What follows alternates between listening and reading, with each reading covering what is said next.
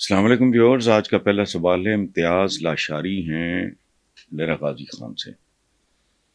وہ کہتے ہیں جی کہ کل شہر افضل مربت کی سربراہی میں لاہور، قصور اور بھکر میں تحریک انصاف نے ریکارڈ جلسے کیے ہیں۔ اس وقت پی ٹی آئی کی طرف سے شہر افضل مربت ہی وہ فرد واحد ہیں جو اپنی جان کی پرواہ کیے بغیر ملک کے طول و عرض میں جلسے کر رہے ہیں۔ آپ شیر افضل مربت کے بارے میں کیا کہیں گے؟ امتیاز لاشاری صاحب، پہلی بات تو عرض یہ ہے کہ میری ان سے ملاقات نہیں ہے۔ میرے یوٹیوب چینل پہ جس پہ ہم گفتگو کر رہے ہیں ان کا انٹرویو ضرور ہوا ہے، میں تو لیکن میں آئی ایڈمائر ہم اینڈ آئی ایڈمائر ہم اے لاٹ۔ اور میں اکثر ایک بات کیا کرتا ہوں، جب بھی کبھی دوست احباب بیٹھے ہوں اور ان کا ذکر ہو تو میں کہتا ہوں کہ مجھے شیر افضل مربت کو دیکھ کے ترک ڈراموں کے جو جنگجو ہیں نا وہ یاد آتے ہیں۔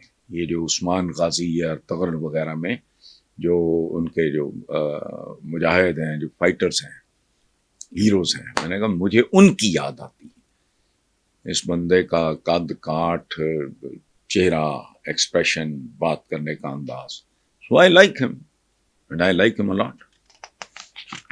دوسرا سوال ہے جی اکبر خان ہیں گجرات سے۔ وہ کہتے ہیں پاکستان کے شہروں اور دیہات میں بدماشی اور بدماش پسندی کا مرض بہت پرانا ہے۔ جرم کرنے اور جیل جانے کو بھی قابل فخر سمجھا جاتا ہے۔ تعلیم بھی اس مرض کا کچھ نہیں بگاڑ سکی۔ ہم اس پرانے اور جدی پشتی مرض کا کیا علاج کر سکتے ہیں؟ اکبر خان صاحب، میں تھوڑا اختلاف کروں گا آپ سے۔ آپ نے کہا کہ تعلیم بھی اس مرض کا، یہ جس قسم کی گھٹیا بازاری اور ایکسپلائٹ کرنے والی تعلیم ہمارے مدرسوں میں یا اسکولوں میں دی جاتی ہے وہ تعلیم نہیں ہے۔ کہیں بھی جو ہائی پروفائل سکولز ہیں، نو تربیت مہذب قوموں میں بچوں سے فرش تک صاف کرائے جاتے ہیں ان کو انسان بنانے کے لیے۔ یہ تو ہے نہیں ہم زندہ قوم ہیں اور فلانا ہے اور ٹمکانا ہے، کوئی مذہبی ایکسپلائٹیشن کر لی تھوڑا سا، اور کیا ہے؟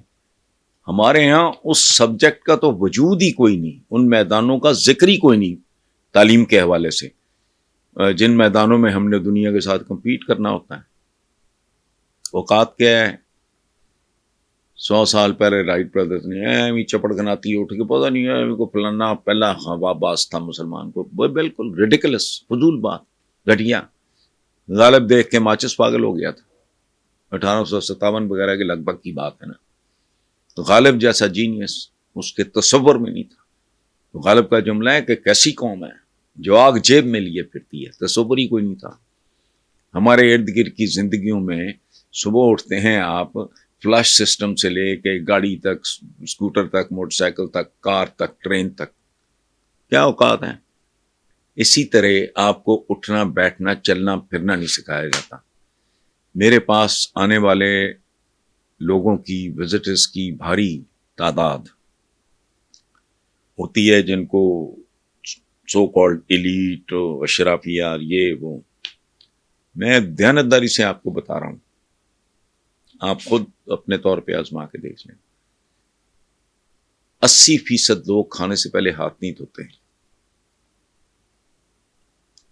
اور 70% کھانے کے بعد بھی ہاتھ نہیں دھوتے، صرف ٹیشو پیپر استعمال کرتے ہیں۔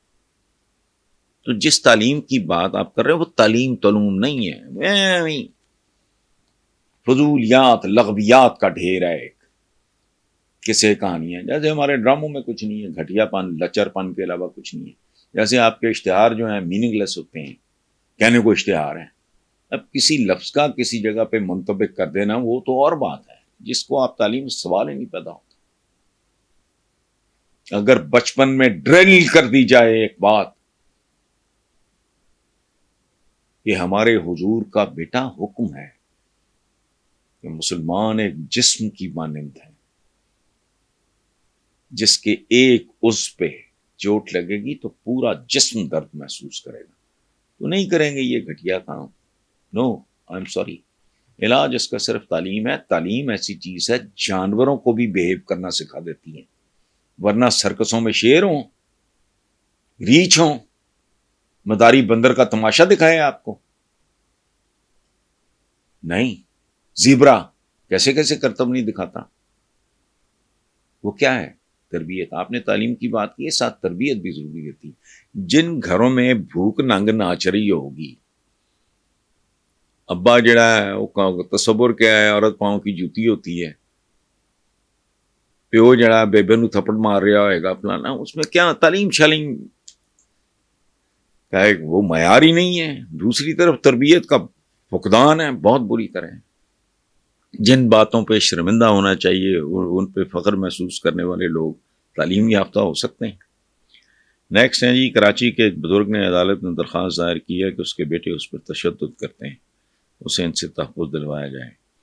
یہ الگ بات کہ عدالت نے درخواست ناقابل سماعت قرار دے دی.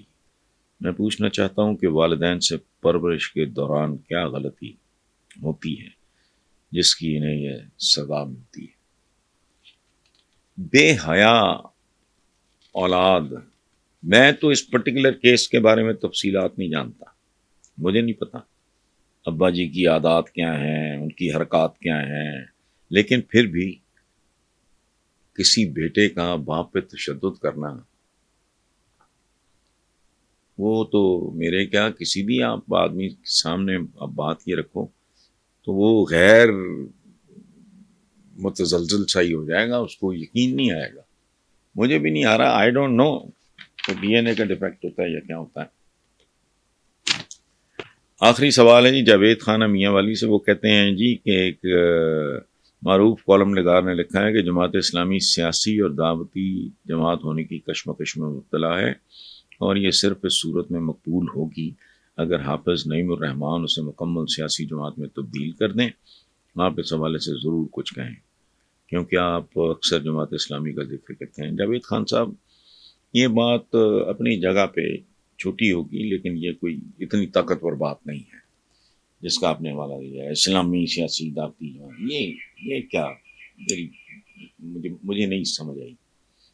اصل بات یہ ہے, موٹی بیسک سائنٹیفک بات, جماعت اسلامی کا المیہ یہ ہے کہ یہ کنٹمپریری نہیں ہے. یہ اپنے عہد کے, اپنے عصر کے تقاضوں کو نہ سمجھتے ہیں, نہ ان کے ساتھ یہ سنکرونائز کرتے ہیں, اور نہ ان کے ساتھ ہم آہنگ ہیں. یہ وہ مینٹیلٹی ہے جو کیا کہتی ہے, مطلب ڈوب بننا چاہیے. سچی بات ہے یہ بات کرتے وقت.